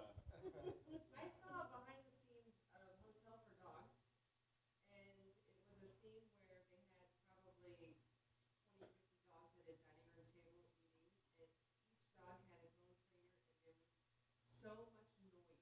How do you know which dogs to be in your command with all the same clickers and the noises and the barking? Because of the trainers. Because of the trainers. See, Not knowing who was on that That's set. They were all going at one time, correct? It made me never, ever. But you see how focused she is on her, so. You know, and too, we get into this situation, and I think she mentioned it once before. If you're doing a production, just because Freddie's one of the grips, don't tell Freddie to bring his dog in. That you'll spend all day long trying to get one shot. I couldn't even begin to tell you how many jobs I've gotten, and they've called me at 11 o'clock and say, "Can you bring a dog in an hour?" Yeah. I just had one 2 weeks ago. Can you bring a horse in an hour? And that's because whoever it was that they contacted, either number one, they weren't professional, or number two, it was a friend of a friend who said, yeah, I got a horse out here in the backyard, and you just don't get what you need. When you're on set, that's money. Oh my goodness gracious. Larry and Ray seem to understand that, don't you? And you have to be ready. You can't just have any horse. Right. And What she also, what I have seen over the years, and it's sad when you have a friend that volunteers to do it for nothing, then they're the first ones to back out. As a general rule, when you pay somebody, they don't back out. Oh, was that tomorrow? Well, I gotta work tomorrow. Oh yeah, call us up at 11 o'clock at night. We'll be there in the morning with a fresh We're always happy to be there, but Yeah, which happens, but you know, if we can, we will. If we can't, then you know, it's just a sad situation for that production agency. Do you have any regulations that are even close to what we heard about the kids? Are there any kind of, I mean, other than don't kill an animal? Well, we follow all the rules and regulations for the American Humane Association and the U.S. Department of Agriculture, USDA. Now there is another, this was sort of brought up in a conversation I had with Mike. We have the American Humane Association Film Unit for new media and low budget SAG films. They will come on board free. If you call them and they'll come in. But my understanding for non-union jobs, to have a American Humane Association rep on set is $1,200 a day. So now they don't have a monopoly, and they do in respect their SAG, but there's a new company out that is Movie Animals Protected that will also give you not the same terminology as American Humane, but at the end of your movie or whatever you're doing, it says no animals were, not those exact words. I'm sorry, I don't know the exact words, but there is an alternative. Now, I love American Humane. They're always on our SAG commercials. I've had friends for 20 years with them. They're super. Stop you from doing anything unless it is harmful. And you know, if you're doing something harmful, half the times the trainer's going to say, well, hey, whoa, wait a minute, we can't do that. You know, what if the dog falls off and gets hurt? Well, with that American Humane, you know, you can be a director and a trainer, and you can stare at each other all day and rooster fight if you want to, or we can change the scene just a little bit and go ahead and get the shot. But American Humane has always been on board with us. They've always been our friends. They're great people, and they're just there to make sure that They're not there to create problems. They're there to help. Absolutely. And just to supervise. That way you get at the end of your film, you get that little stripy that goes across here and says, no animal was hurt in the production of this film, which is great, because that's the last thing anybody wants. But Except for in Roman movies. Go ahead.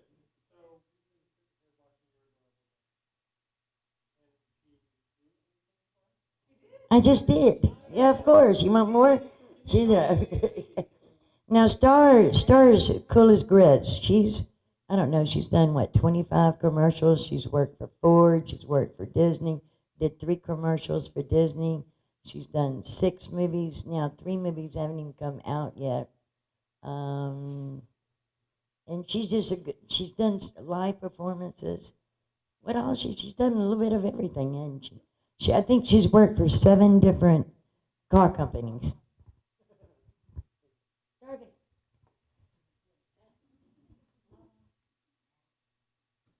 I know my name. I jumped too.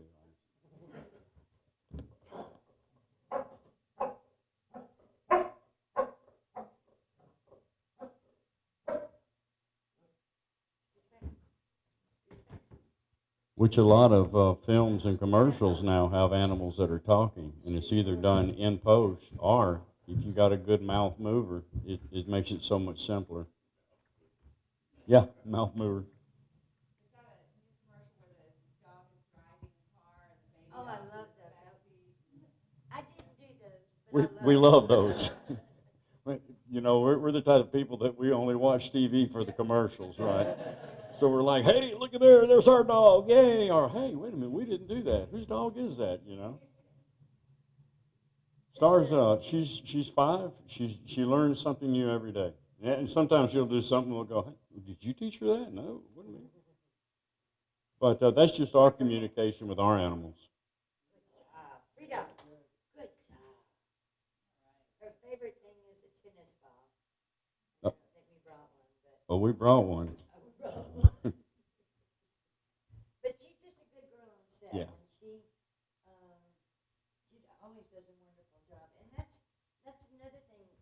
When you're planning your shots, and it's going to be a long day with a lot of different shots, you want, especially if she has to eat a bowl of dog food or something along those lines, or any animal eat a bowl of dog food or something, try to have the eating sort of not at the end of the day. Now, a Star, she can eat 24/7. But there are dogs, actually, honestly, we stop with turkey hot dogs, then we go to hamburgers, and if it's a 12-hour day or a 10-hour day, then we end up with steak. That way she gets bored with hot dogs. And that I sort of, excuse me, I lost my train of thought. Um, Eating first. Eating first, or and then your action shots. Do the action shots first thing in the morning. That way. Oh, that's what I was going to say. Film your rehearsals, because with the actors, because the actors, excuse me, I love them to death, but they usually never get their lines right. I mean, and if the dog's shot, keep the dog is spontaneous, and sometimes the actor does get it right. I shouldn't say that. We did a job with Dixie Carter when she was with us, and it took 46 takes. For the guy to come in the door and go, "Ah, Miss Dixie." No, let's lift it up a little bit. Take 42. "Ah, Miss Dixie." No, we're not quite getting it there, and the dog is just like. Well, The dog had to go in and out the door that many times. So, yeah. So, I mean, Hey, that's when we had yellow pages. yeah, that was You don't see those anymore, do you? Yellow pages are passe. But anyway. But, More questions?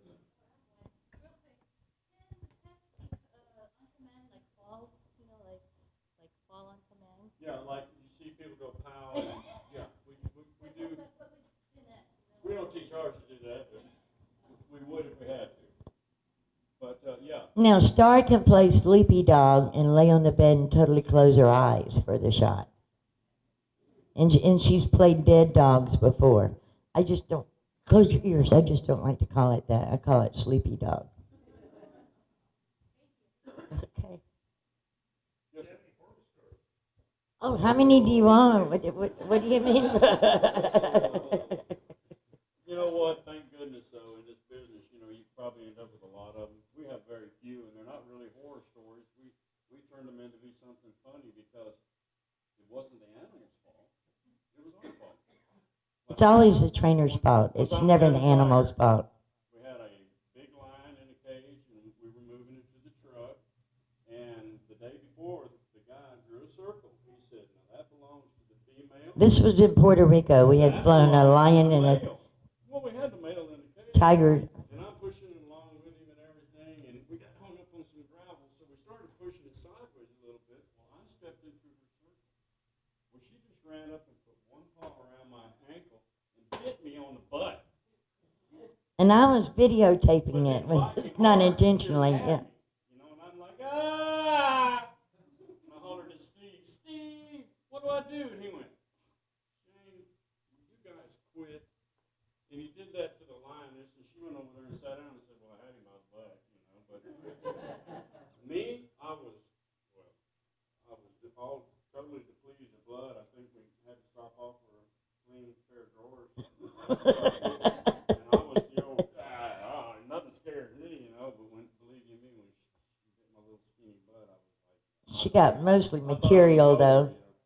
But she didn't. See, that's the thing about it. She was playing. She was playing. And I stepped into her circle. We have never, knock on wood, I don't see any around, but we've never had anybody injured on one of our sets. The worst injury I ever had was I trained kittens in the winter with long pants on, and I was in Florida for a movie. I trust my trainers like I would her. And believe you me, there's no one I trust more than her. But that's the kind of faith we have in our trainers because we know how good their animals are. That's why we only use the best. And by doing so, That's a good point. I don't really fear these animals so much. You always have a little bit of fear. When you're caught off guard, of course, it's going to scare you. But I base all my fear goes away because I do have the actual person that only works with tigers or only works with lions or only works with elephants. I don't have a guy that works with alligators and parrots, and I can do it all. I don't work with those people. I work with individuals and individual animals, and it has really paid off. And just like she said, I can't remember a set that we were on where anybody got hurt at all. He was talking about the bear and the hot wire. Well, I already knew that wire wasn't hot. And I wasn't even there. Yeah, we knew that. We probably know the bear. But the bear doesn't know that. The bear will not touch that wire. A tiger will not touch that wire. Anytime they get next to that wire, all the trainer has to do is go, hot. And that they've already touched it enough to know what hot means. You could put up a piece of string it wouldn't make any difference if it's wire, string, or whatever. When they go up to it and they say hot, they're like, okay, it's hot. I understand. I don't want any more of that. About 6 weeks ago, we had a 900-pound. He was stood Shane's height, sitting down. I mean, on his butt with his legs sticking out. His head was Shane's height, so standing up, he was monster, bear, grizzly bear. And would you believe him? We had him in a glass house.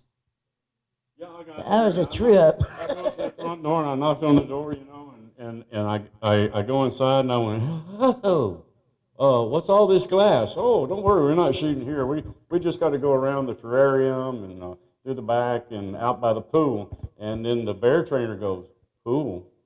What do you mean, pool? It's 85 degrees. Don't you think that bear's going to want to jump in the pool? And he said, well, if he does, just don't get in his way.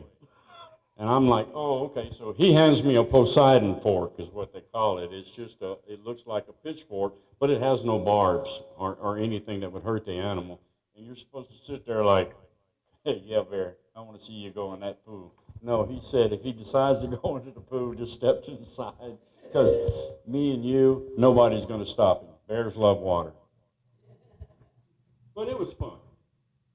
And we just walked him right. I said, what do I need to do? We set up a perimeter, just like he said, that wire. Never had to charge that wire at all. We just set it up to where anything that we didn't want the bear to bump into, because they like to itch on everything. I mean, it's just a bear.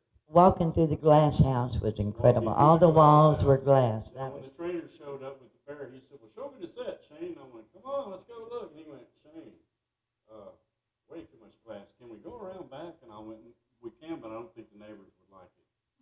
So anyway, he said, don't worry about it. We'll walk him right in there. We'll do the job. We'll go home.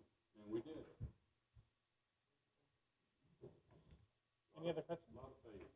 Questions? In my experience, in my limited experience, I've worked with animals a number of times, and I've never had any issues with the animals. The only thing I've noticed or been a party to was that the animals tend to do best on the early takes.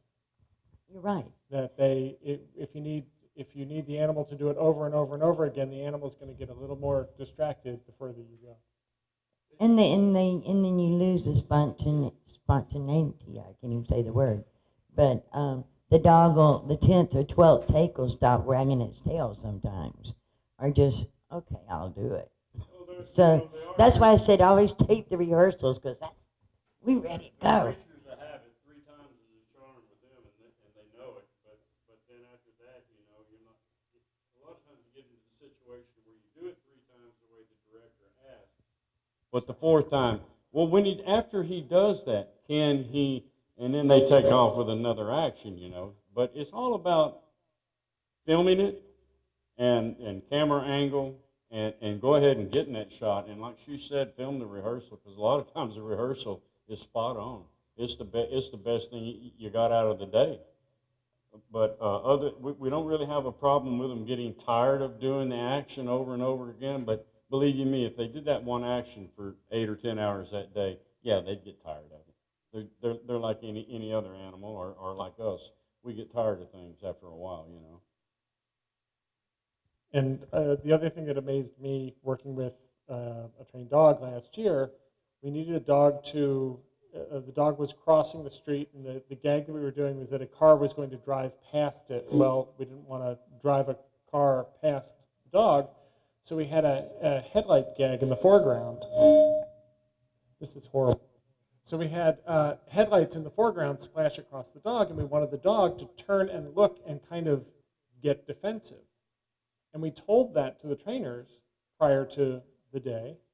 And when we shot it, we did 3 takes. And all 3 takes were perfect. And every single time the dog turned and flinched. And I'm like, how do you teach a dog to flinch?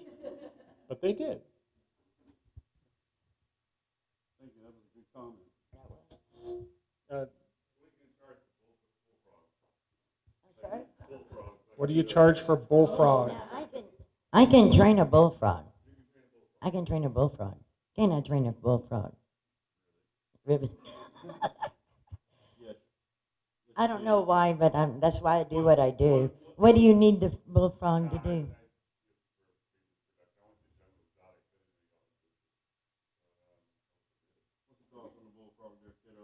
What would the bullfrog have to do?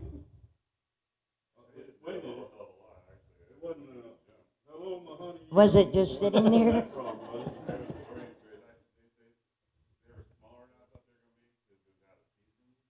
Right, right.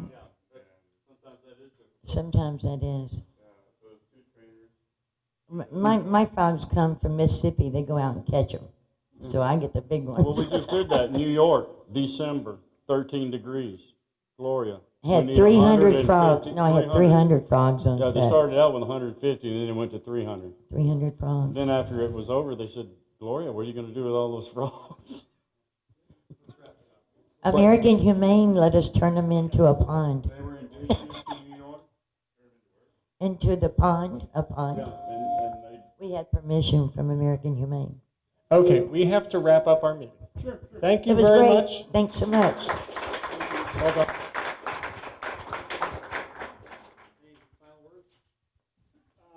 We're going to put links and information on the in the email and on the website so that you can, if you need any more information, you can get to it.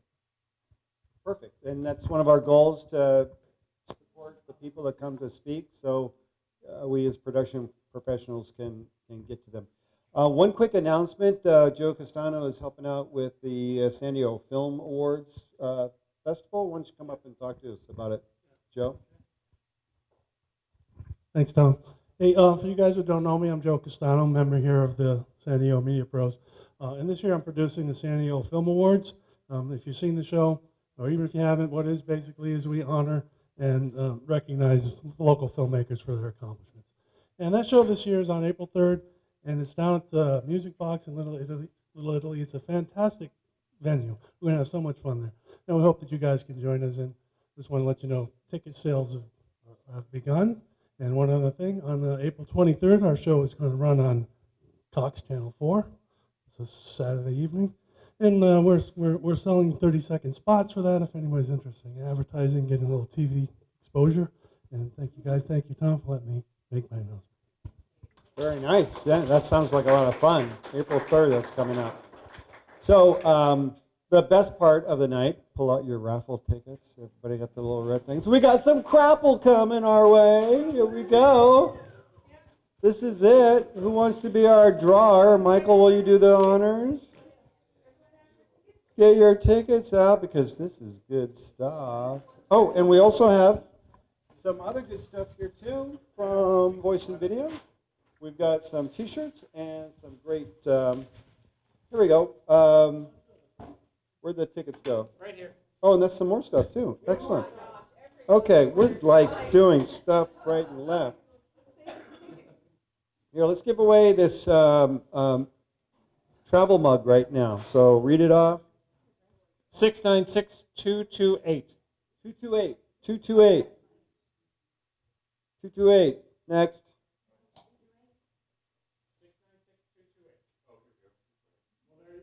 There you go. We have a winner. There you go. Keep the ticket. You could win again. Do not need to be present. Oh, no. Yeah. Drew it twice in a row. 696-209. 209. There we go. You want a travel mug or a T-shirt? T-shirt. There you go. Sure. That's a very good brand. There we go. Okay. What else do we got over here? Let's see what we got in this pile over here. Half a roll of black wrap. Black wrap, our friend. A quarter of a roll of black wrap. 696-224. 224. There we go. Oh, this man can use black wrap. I'm telling you. Every production person needs black wrap. That's right. Sash cord. 696-226. 226. It's a sash cord. Keep it. We may recycle. Oh. A China ball. 696-222. 222. A China ball. You hang this right. It's a practical. Well, it's not a. You can use it on your patio. It creates a soft glow of light in hard to light areas. Video Gear donated a defective bag of M&Ms because there's like 8 in here. But to make up for it, they also gave us the one that was way overfilled because this was in. 696230. 230. There we go. There we go. Yummy, yummy. M&Ms in your tummy. A trackball. Not the thing it goes in, just the trackball. 226. 226. The last 3. There we go. It's a fake eye.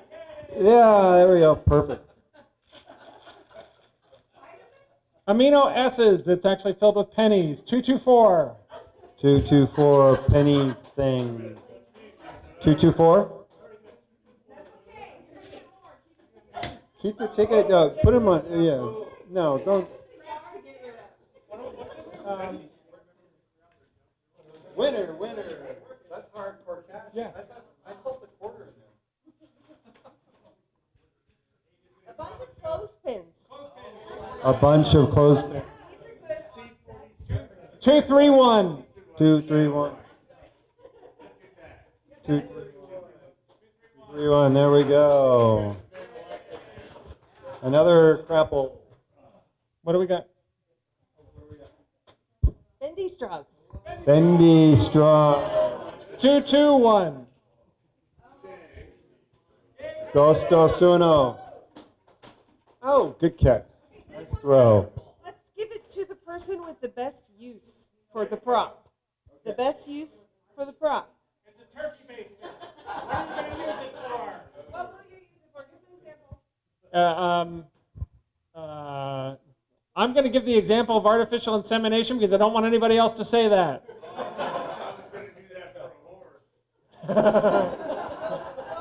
Horse artificial insemination. I used one to spurt blood off of something for an effect. Anybody else? That I almost threw up watching. Yay. Dusting off your keyboard. Anybody else? Basting it. No. You'd never use that to baste a turkey. Do what? To fill a small vase. That's interesting.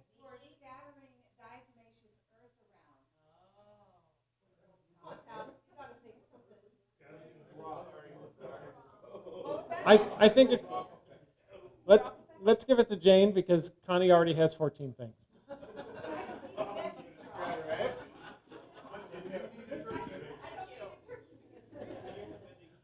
Teenage Mutant Ninja Turtle pencils. 696213. Robin Martin. A deck of playing cards. 696225. Average style. He's going to come back just for the crap.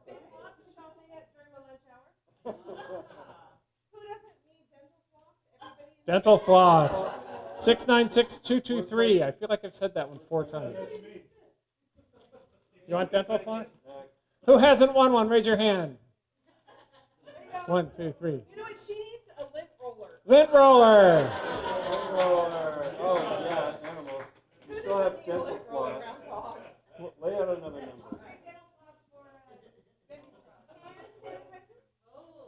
number. Floss. 222.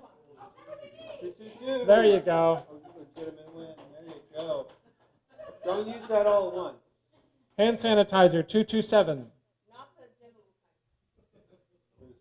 You know, without the backstory, that's weird. I'm sorry. Last month, I won a bottle of hand sanitizer with the brand name of So Maybe You Touched Your Genitals. 227, hand sanitizer.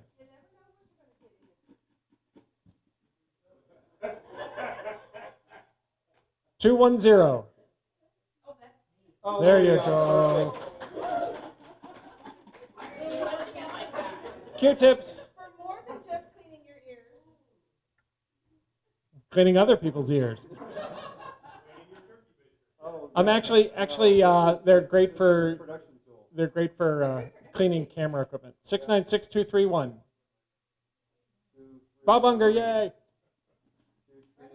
Oh, here we go. Okay, this is the last one in grand prize. A box of banana moon pies. Banana moon pies.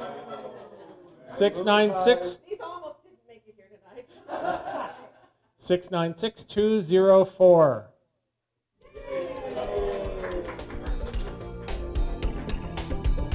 Yay, thank you very much for coming. Thank you for coming to SD Media Pros meetings. Next month's, we'll save it for next week. All right. And we will see you next month. Let's all build great businesses. Thank you for coming.